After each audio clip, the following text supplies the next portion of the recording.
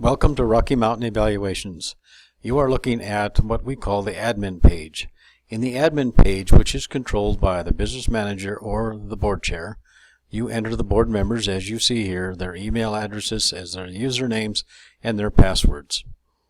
Also, we have a place for the scoring rubric, and then we have a manage question sets portion where, as you can see, we have highlighted the Superintendent Evaluation dated February 5. That is the latest edition of the North Dakota School Board Evaluation for Superintendents.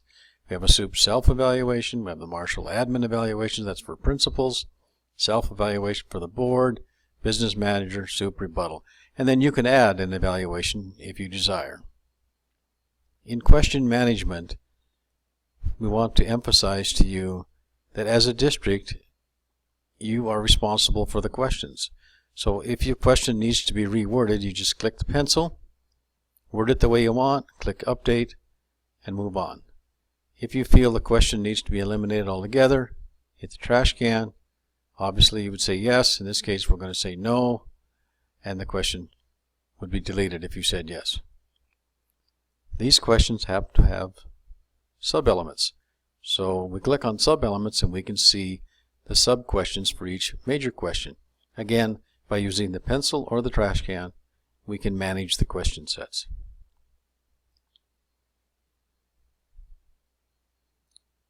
As you see before you now, you see a portion where we have autofill comments. Should you desire to see autofill comments in your evaluation, you simply enter the text here, and then when you hover your mouse over the number in the evaluation, that text will appear.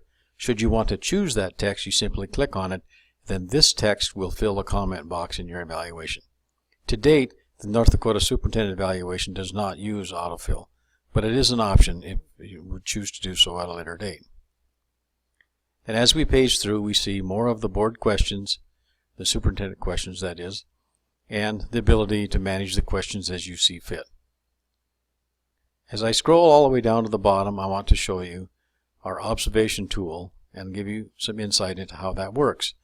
The observation tool runs on a browser, such as a smartphone browser or a laptop browser, and you simply type in www.rmevaluation/mobile, username, password, click in, and these prompts come up. So what this is designed for, as you go about your business throughout the year, you can click into the Rocky Mountain Mobile observation tool and make notes about what you have observed. Should you wish to send the notes to the superintendent at any time, you simply click email notes to superintendent, and those notes will then be delivered via email. Should you not want to email them, all these notes are saved, and when you actually fill out the formal evaluation, these notes are accessible for review while completing the formal evaluation, and I'll show you that in just a moment. So back up at the top, I am going to click on Evaluations, and that's going to bring up the Superintendent Evaluation as contemplated by the North Dakota School Board Association. First, I'll type in the name. In this case, it's Jack Jump.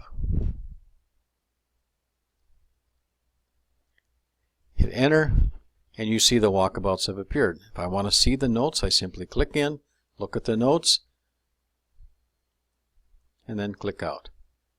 I can click in and out any number of times I want while I'm completing the formal evaluation. So what I do is I read the questions, decide about where I want to vote, click on the number, and then the sub-questions appear.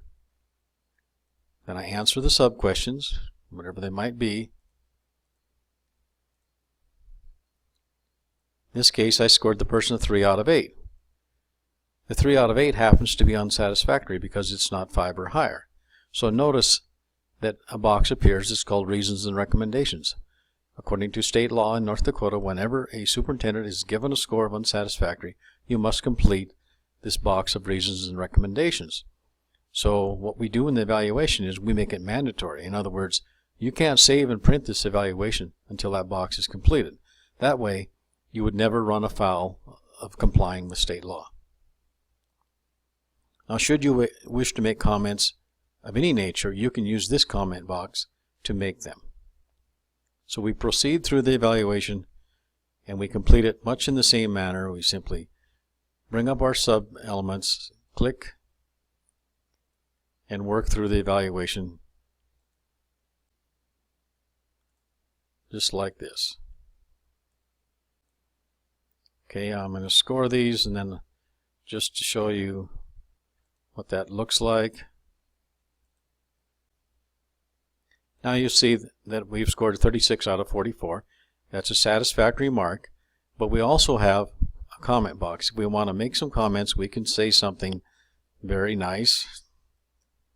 Nice job. And those comments will then appear when we actually do collation. So we would then finish the evaluation, completing each portion. When we get to the final portion of the evaluation, we see that we can make post-evaluation comments if we want. So we would like to say something, we simply click yes and put in what we would like to say.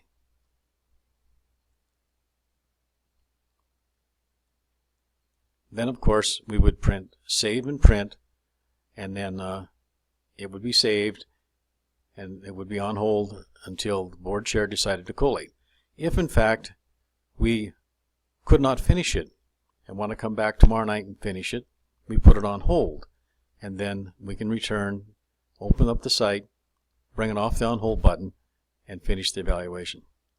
Should we wish to have a blank copy of the evaluation, we would simply come in here without filling anything out, click on this, and it will print a blank copy of the evaluation. Okay, now every board member has completed the evaluation, so now the board decides it's time to collate and make a final copy. So the board chair would go into the search function, click on Run Report, and we would see that we have evaluations in here for Jack Jump. We click on it, and it says yes, we want to collate. There were multiple evaluations, and now the software is collating, and now we have a collated final version ready for review by the board. In the process of collation, the board will examine each score. In this case, we see the score 4 out of 8. We hover over the 4 out of 8 and we notice that we can see the base scores. So we're going to click on 4 out of 8, scroll down, and then we can see the scores that each board member submitted for this question. If we want to further look at an examination of the scores, we can drill down further and look at the scores on the sub-questions. In this case, we see the sub-questions were as follows. They were 3s. In this case, we see the overall category score was 4 out of 8. That happens to be unsatisfactory. Notice the unsatisfactory box is clicked, and then there are unsatisfactory comments, which according to state law are required.